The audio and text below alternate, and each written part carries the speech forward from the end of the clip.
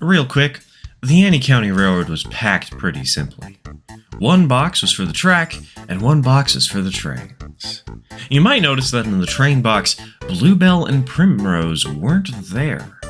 That's because with Bluebell, I packed her in the box her mechanism came in, since there really wasn't enough space to pack her in the main box, too. Primrose, on the other hand, sat this one out since I hadn't found the time to get wheels for her tender. Anyways, who here wants to hear about a vacation,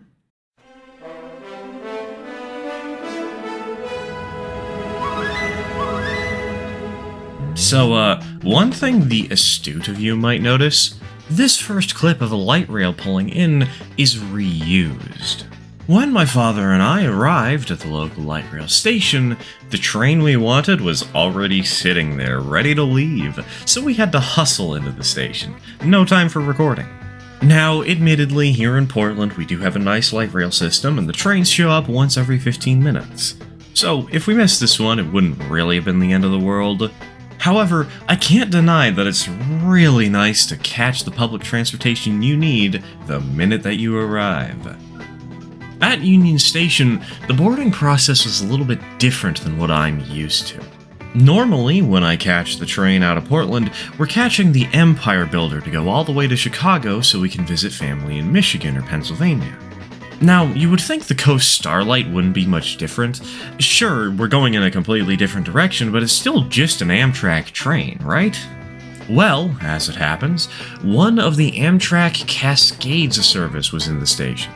So there was a little bit of confusion about which line you were supposed to get into, because one line was boarding for the Coast Starlight, and one was boarding for the Cascades. Now, being an avid rail fan helps, we got second place in line.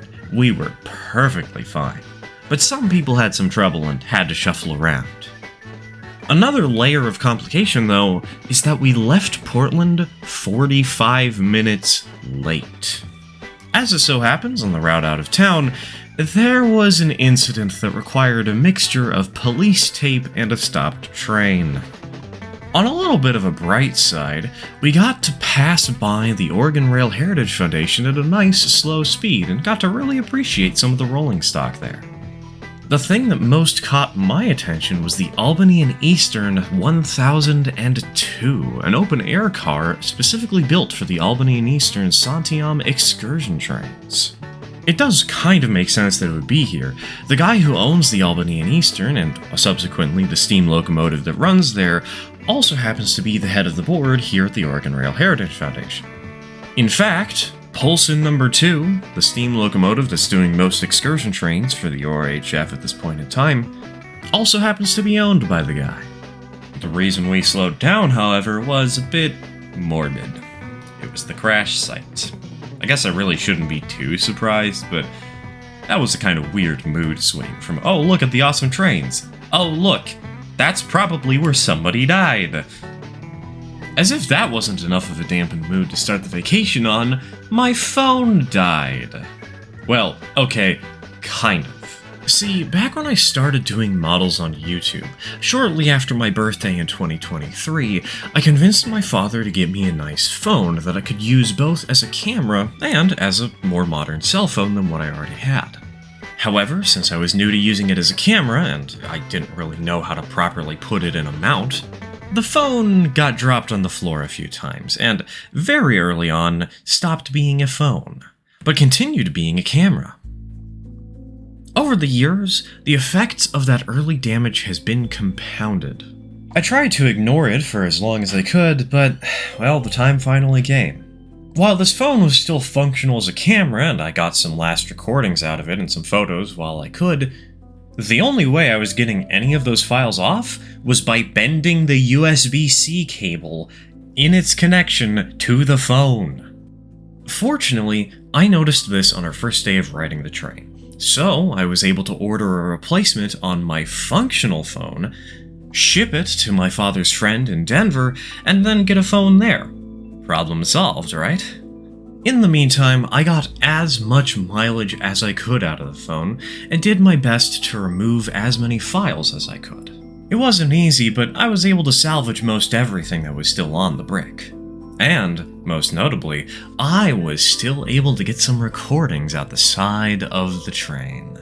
For those of you who don't know, all of the background footage on these videos is stuff that I have personally recorded while riding trains. The only chance I've really had to get this background footage was back in September when I did a vacation out to Michigan to visit some family. I was only able to get 3 good recordings on that trip because I really didn't know what I was doing. I was fairly new to doing YouTube as a full-time job at the time. So it's nice that now I've at least doubled that number to 6 at a minimum. For the record, I don't have an exact number yet because I haven't been able to edit down all the footage, but we're getting there. Aside from that, the trip to Denver wasn't that eventful. We got off the train, met up with my father's old friend. I almost threw up in the car because goodness I get motion sick after 2.5 days on a train. And we got to relax for the night. Which is good, because we immediately dived into museums the next morning. The first place we visited on our grand tour was not the most exciting for rail fans, which is ironic because it was the Forney Museum, a museum named after Matthias Nace Forney, the guy who patented the Forney locomotive design. Now, yes, they did have some trains, and those trains were cool, but this museum was primarily a car museum. I know there's some amount of overlap between people who are enthusiastic about cars and people who are enthusiastic about trains. I mean, just look at my father and his friend. They had a blast at this museum, looking at all these old automobiles. But I am more of a train person, and this museum, well, is actually quite fun. And not because of the trains, because of the energy my father and his friend had as they were nerding out about these cars. Half the time I understood what they were saying, half the time I had no clue what they were blabbing about, but the whole time, those two had a special kind of energy. It was fun learning a thing or two, and the Forney Museum's collection of cars is classy. Let me tell you, as somebody who doesn't really care for cars, those cars were beautiful. But, of course, we're here for the trains, right? And I gotta be honest, for how much people hyped up the big boy, I don't think it was as interesting as people claimed it to be. It was cool, don't get me wrong, and it makes for quite the striking display being the most prominent locomotive outside of the Forney itself. But, I don't know, I guess the charm has worn off on me after having seen so many big boy foamers over the years. Instead, the engine that gripped my attention the most was a small German 040 tank engine that had been brought to the US and somewhat Americanized. It makes sense that this one would capture my attention because I think it was the only narrow-gauge locomotive at that museum. The little engine was designed for 60cm gauge. For us here in the US, that's 1 foot 11 5/8 inches. But by far the most interesting thing out of anything in the museum was the model railroad. The Forney Museum happens to have a model railroad that's open every other Saturday, and as it so happens, we happen to show up on one of the Saturdays. Not one of the Saturdays they were open. They were closed. At first, we thought it was open. We asked the guy at the front desk if the model railroad was open, and he said yes, it's a Saturday and it happens to be open. Once we came out of the museum, a little bit disappointed that the railroad was closed. He's like, oh, sorry, I completely spaced on that. But, you guys want to see it anyways? No trains will be running, but you can still get a glimpse at how big this thing is. And boy, it was big. I think the pamphlets for the railroad said that it was about 20 by 100 feet. That definitely sounds right. This thing was very long and decently wide. The layout was N-scale, roughly 1 to 160, and represented the route from the Moffat Tunnel to Denver. Not really representing any one specific time period, but representing the route as best it could. The layout's scenery wasn't finished everywhere, but in the places that it was, it excellently captured the scope and beauty of Colorado's landscape. This is the kind of model railroad that I don't think can be fully explained without experiencing it yourself. They're open every other week, so hey, stop by on 2 Saturdays in a row, and you should be set. While the Forney Museum doesn't really cater to rail fans like myself, I would still recommend checking it out. The selection of rolling stock and locomotives that they have is pretty cool, and the selection of cars, automobiles, is also pretty awesome. Again, as somebody who doesn't understand cars, those automobiles were very pretty. On our way home, we stopped off at a small train store. And by small train store, I mean quite big. I wish I'd gotten a photo of it because holy smokes, that place was awesome. I think it was called Rocky Mountain Train Supply or N-Scale Supply, something like that. I don't know the exacts. While there, I managed to pick up 3 things: an N-Scale locomotive and 2 freight cars. The locomotive was an Atlas RSD3 and ran fine. Unfortunately, though, one of the handrails on its front or its back, I don't remember exactly which, broke off while we were on the vacation. I guess I just didn't package it correctly or something. The engine still runs good, but it does kinda suck that it looks a little off now. As for the 2 freight cars, I went for a modern tanker and a 2-bay covered hopper. When it comes to my N-Scale ambitions, which have lasted much longer than this channel has been around, I've always liked modern-era short-line operations. In my hypothetical railroad, the 2-bay hoppers are for hauling cement, and the tank cars are for hauling wax for a candle factory. When it comes to 2-bay hoppers, I think this is like my 15th, but when it comes to tank cars, this is my 3rd. I definitely need to up my game there, huh? That night, having been inspired from the train store visit, my father's friend set up his own model railroad. It wasn't really much, it was just a loop of track and a train, but hey, train is train. And hey, since he was running HO scale stuff, I could run my own HO scale stuff. Maybe not HO gauge stuff, but this was the perfect opportunity to set up the Annie County Railroad for the first time. The one thing we unfortunately quickly learned is the flat cars didn't run so well on the train. Later experimentation revealed that the flat cars didn't run well if they were near the front of the train, and that makes sense. When it comes to real trains, you prioritize putting the heavy stuff at the front so that the lightweight stuff doesn't pull itself apart trying to haul the heavy stuff along with it. I don't know the exact logic, math, or reason behind this, but I do know that when we put the flat cars closer to the back of the train on future operating sessions, the train ran much better. I believe this was one of 2 times that Bluebell got a chance to run. What I learned is that her coupler was too misaligned. It rode far too low, and the engine never stayed coupled to her train for long. So instead we just ran her light. It was kind of hilarious watching her speed around, and even more so impressive that she didn't derail at top speed. Most of the time, at least. One little party trick I pulled out for our host was running the new diesel locomotive alongside Bluebell. A race which did not last long. Oh, and before I forget, which, to be fair, I did, I'm recording this after recording a later part of the script, the replacement phone arrived. And it didn't work because it was locked behind the City of Atlanta, Georgia Police Department. There's some weird tracking tool. I guess it was for, like, criminals? I'm not sure. It was either for criminals to make sure you weren't doing something illegal with your state-mandated phone, or it was for cops so they could track calls or something. I don't know. Whatever the case, the phone I ordered, completely worthless. And that was a bit of a problem because I desperately needed a 1080p 60fps camera. Fortunately, Micro Center happened to be in town. And if you're the kind of person who's ever tried building a computer, you've probably heard that name before. I've never been to one. I've heard of them, but I've never actually been there. There's none in Oregon. But they just so happen to have a phone that happened to have 1080p 60fps with some decent stabilization built in. That was in my approximate price range. Because the item wasn't being sold anymore, this was the last one that they had because it happened to be a demo unit.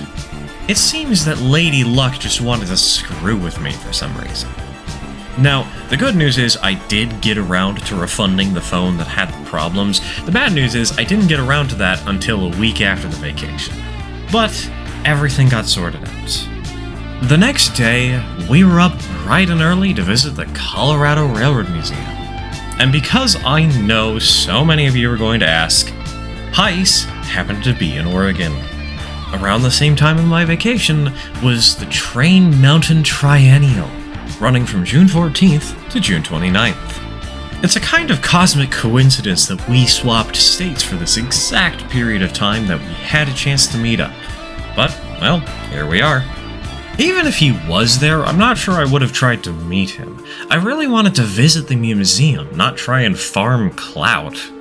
And I think there's no better example of that than the fact that I met somebody and they didn't recognize me until I was already home from the trip. You see, there's a garden railroad that happens to be in the middle of the museum. I knew there was an HO scale model railroad somewhere. It took me a while to find it, so I found the garden railroad first. Which is good, because those guys were packing up soon after I arrived. I had a lot of fun. I was able to make some good small talk with the club members that were there, watch a few trains go around the loop, learned some stuff about the club, and got to talk a little bit about my own experience in G, because, at the time I had hardly built my own engine by then. The only reason I know any of them recognize me is because they commented on one of my videos. I guess those glasses I was wearing really disguised me. Also, funnily enough, I think the person who commented is the only person I got properly introduced to. If you remember shaking my hand, you're the only person whose name I actually remember. Anyways, let's get back into chronological order of exploring the museum. The first thing we did was ride the train around the loop. We got there within about 2 minutes of the train leaving, so perfect timing. The train was not helmed by any steam locomotives, it was just a small diesel that day. That doesn't mean it wasn't a fun experience, though. My father insisted that we try and ride towards the back of the train, and we got lucky. The window that we got to sit at was on the inside of the loop and stuck out of the car just a little bit. This meant I was able to stick my new phone camera out the window. Well, okay, I didn't actually get it out the window, but I was able to hold it in the vestibule and have it at 3 separate angles that were all very nice. So hey, in addition to all the Amtrak stuff, we also have background footage from the Colorado Railroad Museum of all places. Admittedly, my videos are usually longer than the 15-minute ride, but we'll see, maybe I'll be able to sneak it in here and there. After hopping off the train, we explored the nearby vicinity. RGS number 74 was a pretty little engine that I was very, very glad had duct tape to dampen its bell. My goodness, kids loved ringing the bell. And with me knowing how loud those things can be, since there happens to be one here in Portland, Oregon at the ORHF that doesn't have a dampener, it was very much appreciated that there was one here. After briefly exploring some Union Pacific coaches that, admittedly, I was not as interested in as my father was, I then got to the Garden Railroad, which we've talked about already. While I was at the Garden Railroad, just having some small talk though, my father and his friend wandered off to get some lunch. I didn't know where they had wandered off to, so I decided to look for them and went back to the main building and looked around. And that is how I stumbled upon the beautiful HO scale layout they have in the basement. Little fun fact, I actually do have some HON3. I got it pretty recently, all things considered, and boy oh boy, let me tell you, I am jealous of what kind of locomotives they have here. I would kill for those K37s, for those shays that are running around the railroad. Well, I guess they weren't running, nobody was there, so the only train that was running was something that you had to insert a quarter to activate. I will say, though, this layout has so much trackage density. It's very pretty, it's very impressive, but from basically any given viewpoint, you're gonna be seeing like 4 different main lines at once. It was kind of overwhelming, if I'm being honest. It's still cool, but I'm kinda glad only one train was running. At this point, I went to check out the roundhouse. I wanted to see the operational steam locomotives. Sadly, both of them were in places where I couldn't really see them all that well. I don't know what was going on with number 20, but I do know with number 491, her tender really desperately needs a rebuild. So I only really got to peek at parts of these engines. Now, I could be here all day telling you about how cool the Colorado Railroad Museum was to visit, but this video is already 20 minutes long by the point I'm recording this. We need to move on to some other stuff. Before we do, though, let's talk about a couple of cool things that intrigued me the most out of the stuff that I haven't mentioned yet. There were a couple of cabooses that I think some of you might recognize from a certain video game. A cute little 040 tank engine that I only saw from a distance but loved the look of. A pair of surprisingly strong 3-foot gauge Westside Lumber Company shays. And consolidation number 318. Alright, next exhibit, and the first of a couple that we actually planned the vacation around. Stop number 1, Royal Gorge. This was the only standard gauge excursion railroad we ran. And you would think, especially for somebody like me, this train wouldn't be that interesting. It's just got a stock diesel at the front, an SD40-2 or something. Rail fanning-wise, this isn't that interesting, right? From what I'm aware, the operations on the Royal Gorge are a little bit unique. The route is still owned by the Union Pacific Railroad, and I'm not sure if that's by choice or not, because the government has stepped in and told the Union Pacific, hey, you have to keep these tracks at least functional. They're important for national security reasons, for some reason. Because of this, despite there really only being one train on the line at a time, whether that be an excursion tourist train like the one we rode, or a late-night freight train run by a local freight operator, the route still has signaling under the control of the Union Pacific. Now, going forwards, you'd never notice. Because the locomotive is at the head end of the train never stops for any signals. However, on the way back, the train stops 2 or 3 times to get active permission from UP to ride the route backwards. They don't bother running the engine to the other end, they just shove. So while the rolling stock may not be the most unique things out there, aside from maybe the gondolas that have been given streamlined siding, the operations are kind of neat. Though, really, you go to the Royal Gorge not for the trains, but for the views. Winding your way through the ever-steepening cliffs as the walls close in on you bit by bit as you make it to the heart of the Royal Gorge. This railroad's positioning allows for some beautiful views. It also gave us an ample opportunity to get mooned by rafters on the river. Though I don't think YouTube would appreciate me posting a stranger's posterior to the platform. I need my monetization. A full moon is not going to get me there. As we rode, I whipped out a small variant of the Annie County Railway. Since the train was so slow and thus the ride so smooth, I had no trouble running the train for a bit. Nobody really commented on it aside from one waitress who thought it was cute, but that was kind of intentional. I waited for the car to be a little quieter so I didn't cause too much of a ruckus moving around my backpack and blocking the aisleway. We probably ran it for about 10 minutes and it was kind of nice to see the fruits of my labor on a train. I even remembered, for probably the only time in this trip, to pull out the T-gauge train. See, one of the secret projects I did was painted up a static resin kit from M Pro of a simple, old-fashioned American 440. I should really make a video on it sometime. I'm proud of how the tiny locomotive turned out. Either way, while I didn't want to pull out the full train set while there were too many people around, I was willing to pull this out and was able to show off the tiny American to a couple of people. And that was about it.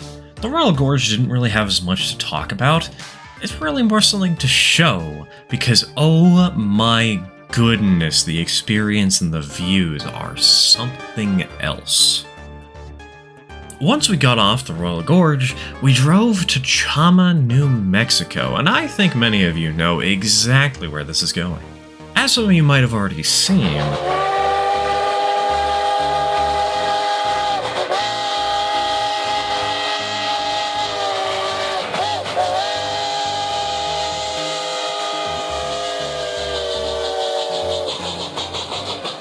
we chased the Cumbres and Toltec up the hill from Chama, New Mexico, all the way to Cumbres Pass. It was a fun excursion with my father, chasing the train up the hill, and it was probably the fastest he's ever driven while I was in the car. I don't know if that's a testament to how fast he was going to keep up with the train, or a testament to how slow he normally is, but either way, we were able to keep a good pace, and got some really nice photos and videos of Cumbres and Toltec number 488 climbing the hill. Once again, this video is a little bit long, so if you want to see the full video on me chasing the train up to Cumbres Pass, you can check that out. There should be a link in the description or something. As for the ride itself, I think the Cumbres and Toltec was my favorite ride of the entire trip. The experience was very casual. They let you ride in the vestibules and take photos all you wanted, as long as you were being safe, of course. And the open-air car was open to anyone. And trust me, I used that to my fullest advantage. And the views along the route? Oh, beautiful. Stellar scenery for the whole route. Well, okay, for most of the route. The part near the end, where you're starting to approach Antonito, was not quite as interesting. It was pretty, but it got kind of stale pretty quickly. There was also a halfway stop at Osier with a free lunch provided by the railroad. Let me tell you, that was awesome. The food was excellent, the atmosphere in the station was excellent, and because they had so many tables, I was able to set up the Annie County again. I think my favorite parts were the lemonade and the bread. They were... oh, man, this is just making me hungry. You know what? Give me 5 seconds. I need to go make some food.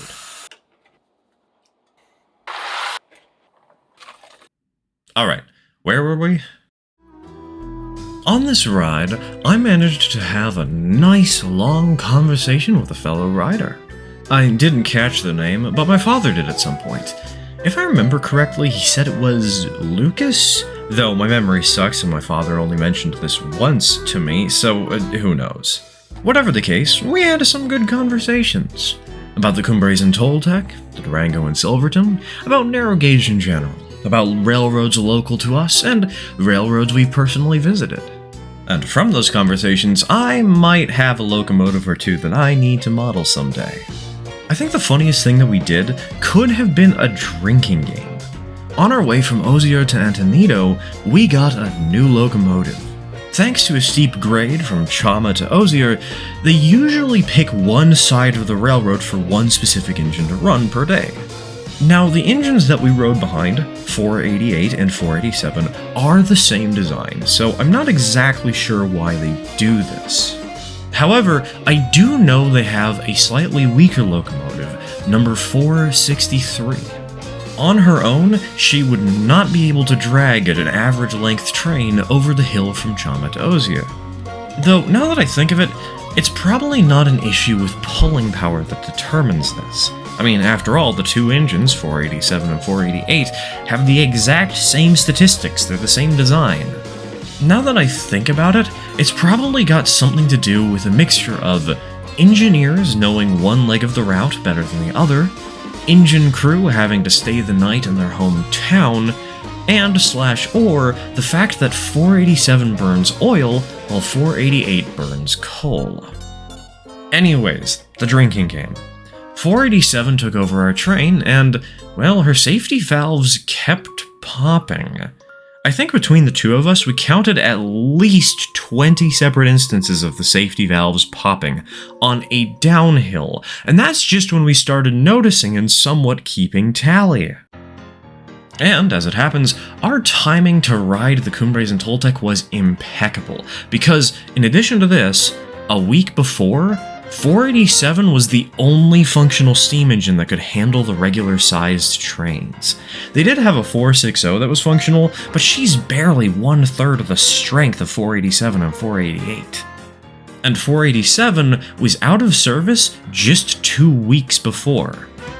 And those pop valves constantly going off was the sign of something troubling. The day after we rode the Cumbres and Toltec, 487 was out of service.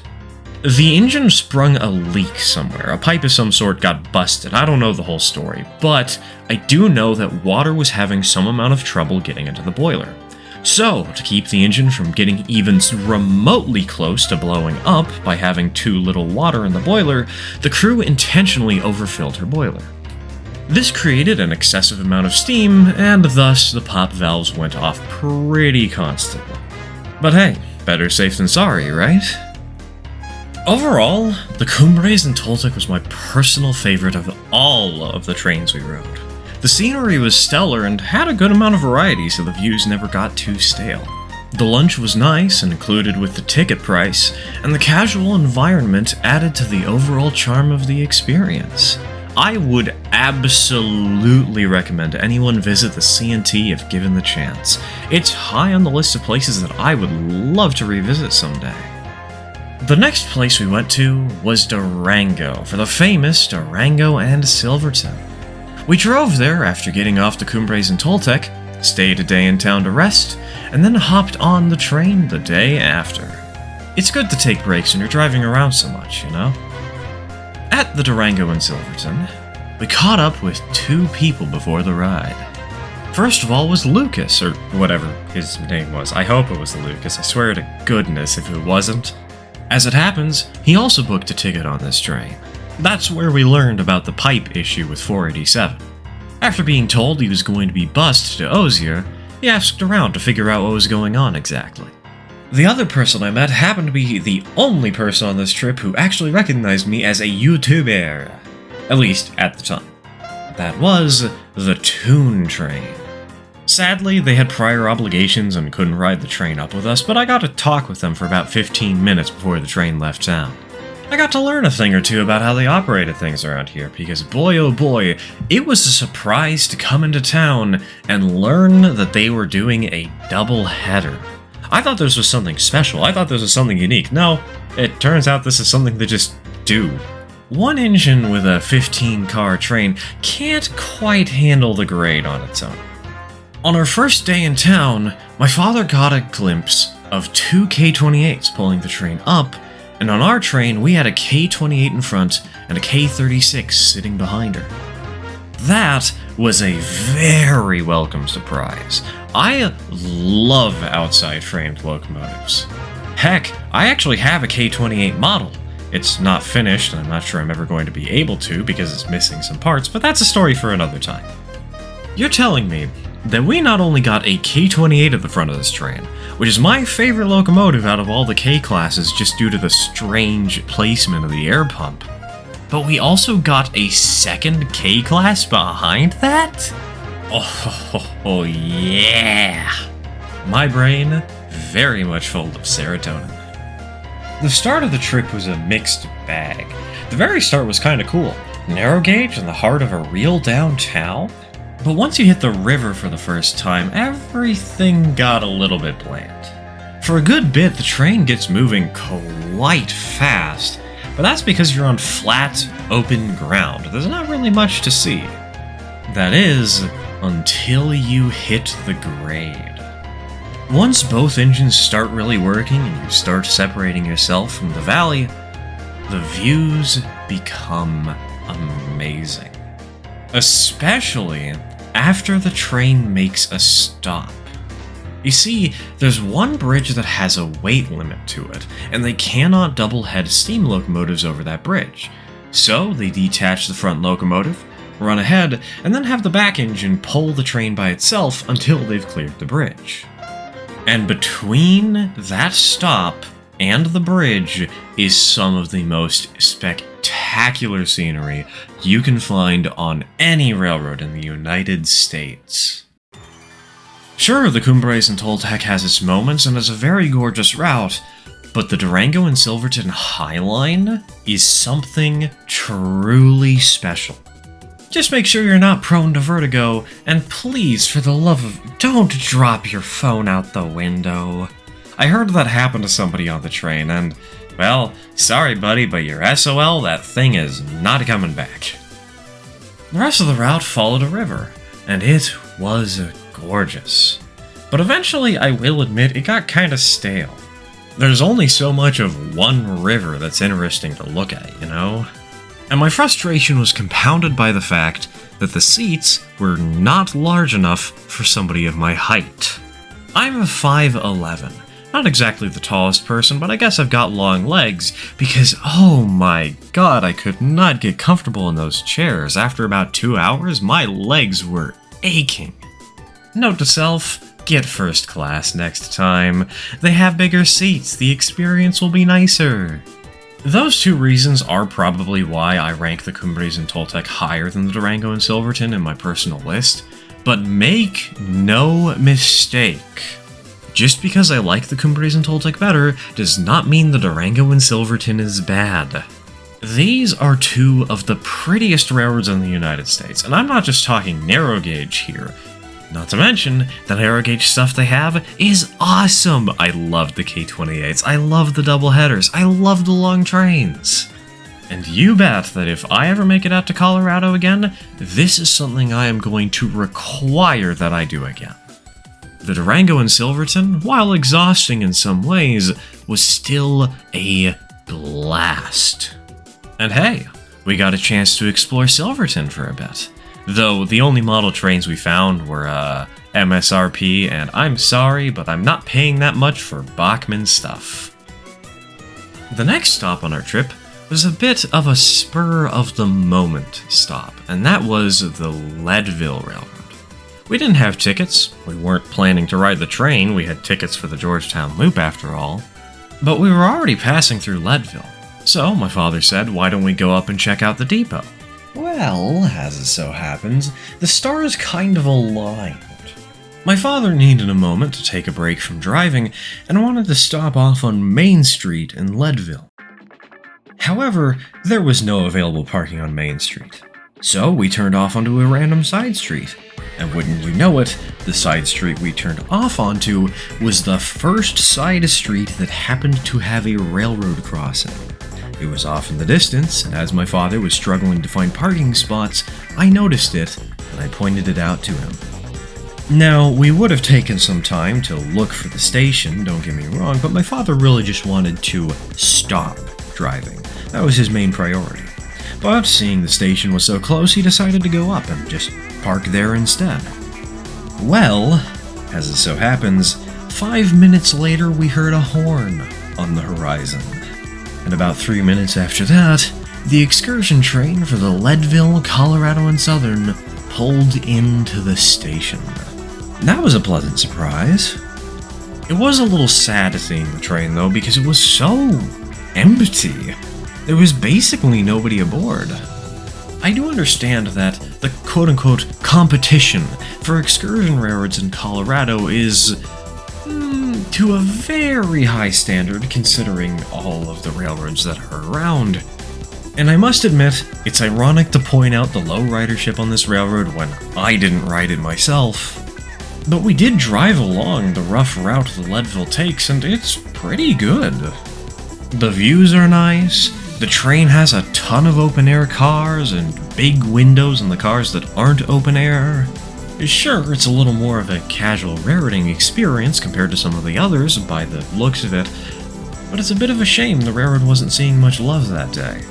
Though, my father and I did our best to still show some love for the Leadville. Sure, we got our fair share of pictures and were able to spread the word on a channel like mine, but we also got a couple of goodies. Though, I'll talk about the goodies at the end of the video. Might as well go through them all at once, right? 'Cause trust me, I've been picking up things along this journey. The last stop we made in Colorado was the Georgetown Loop, and once again, Lady Luck decided to strike. We managed to get to a highway overlook about 5 minutes before the train left the station in Georgetown. And this wasn't 5 minutes before our train left the station, this was 5 minutes before the train before ours left the station. And you best bet that we spent some time getting some fun videos and photos as she climbed the hill. One interesting quirk of the ride is that there was a lot of commentary. All the other rides are mostly just to look at the cool scenery, but the Georgetown seemed to be a little more family-oriented. On the way up there was no commentary, but on the way down there was quite a talkative conductor. My goodness, he had so many dad jokes readied up. I thought it was kind of charming, but I can see why my dad got tired of it quickly.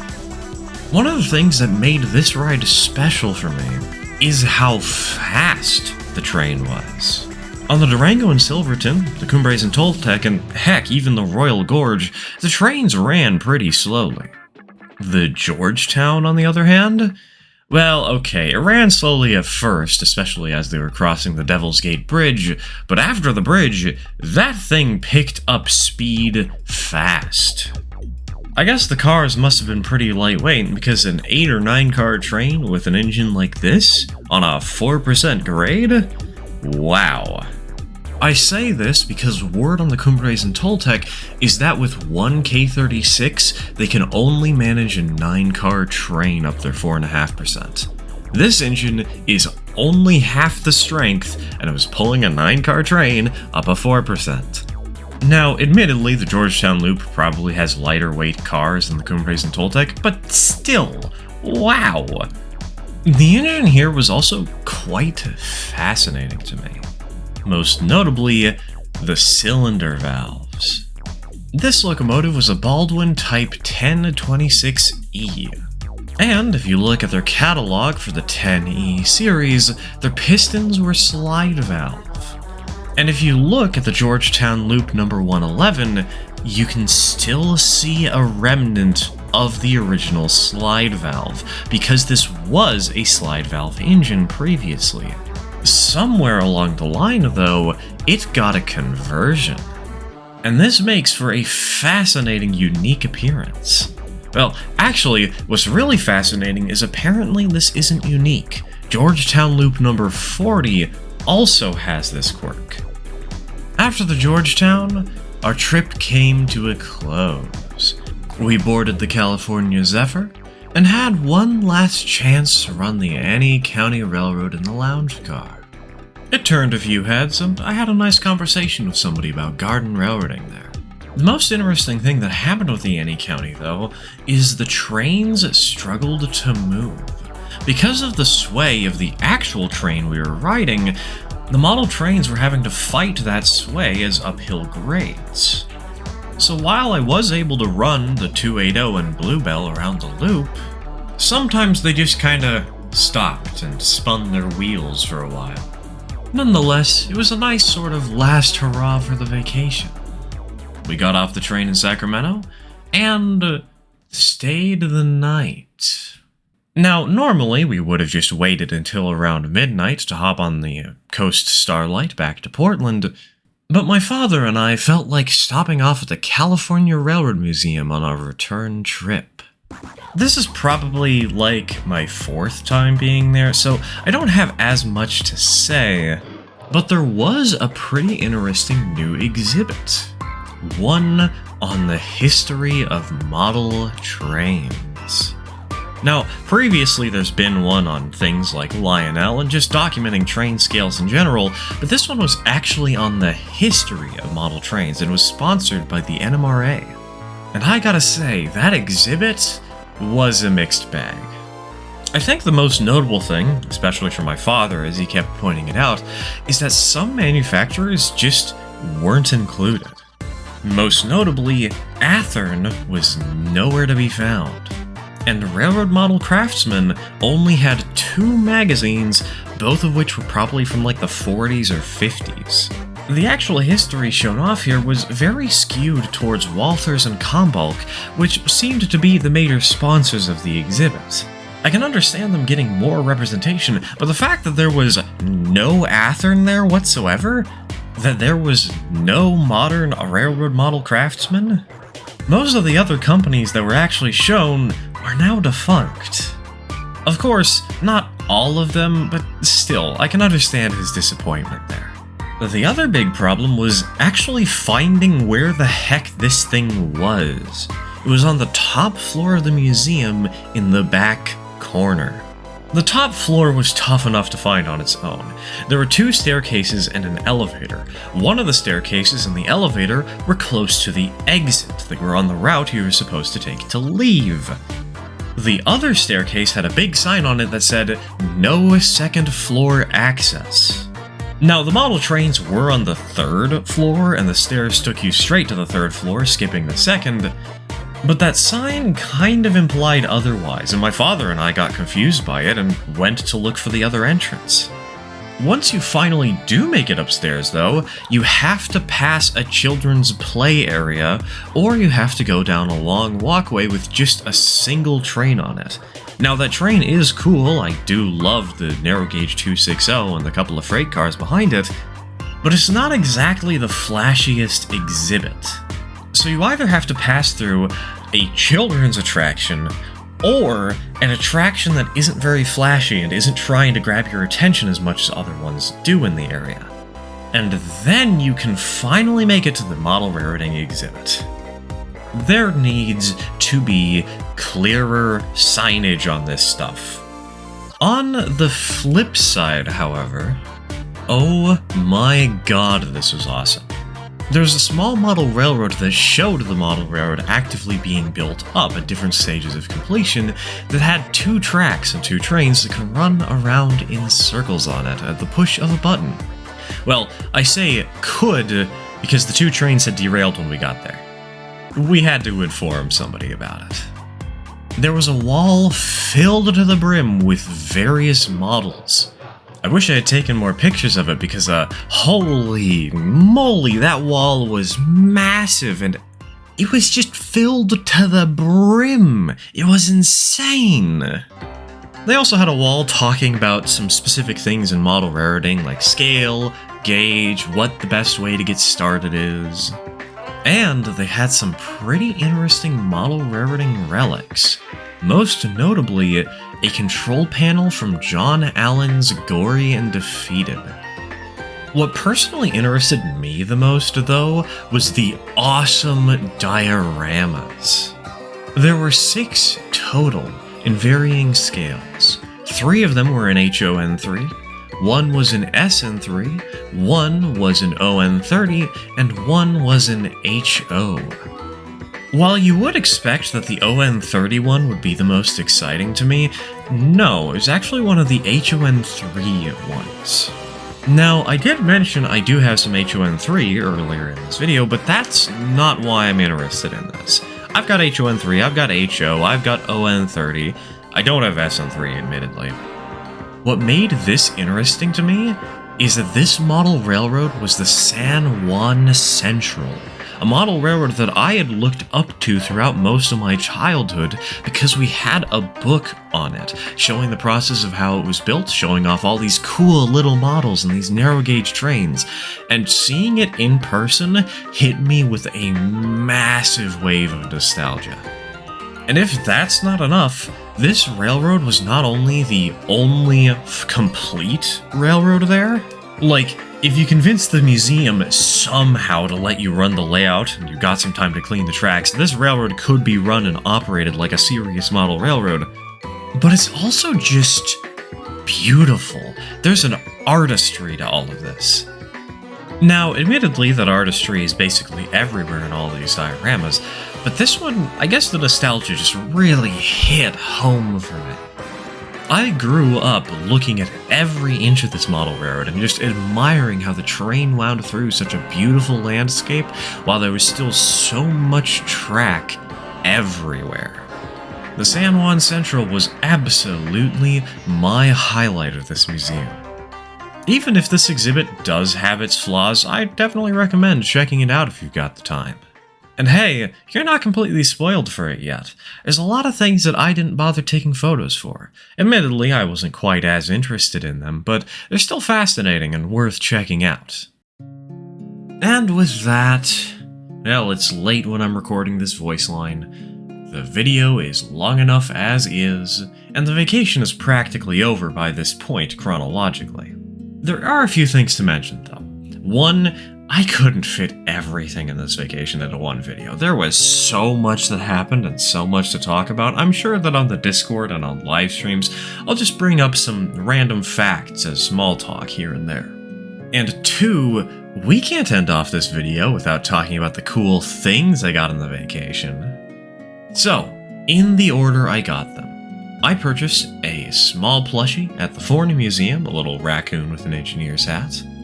At the Colorado Railroad Museum, I got a goose plush and a I Was a Silly Goose sticker, along with a water bottle, which I'll show off in a minute. At the Cumbres and Toltec, I got a sticker and a magnet.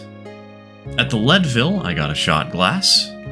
At the Georgetown Loop, I got yet another magnet and a ring to propose to my fiancée.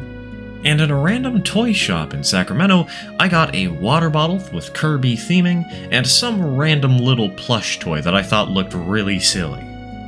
For these 2 water bottles, I got them because, well, at the Colorado Railroad Museum I realized I didn't have one and I really needed one. And I got the Kirby bottle because even though we were in Sacramento and practically at the end of the trip, I learned one thing from the Colorado water bottle.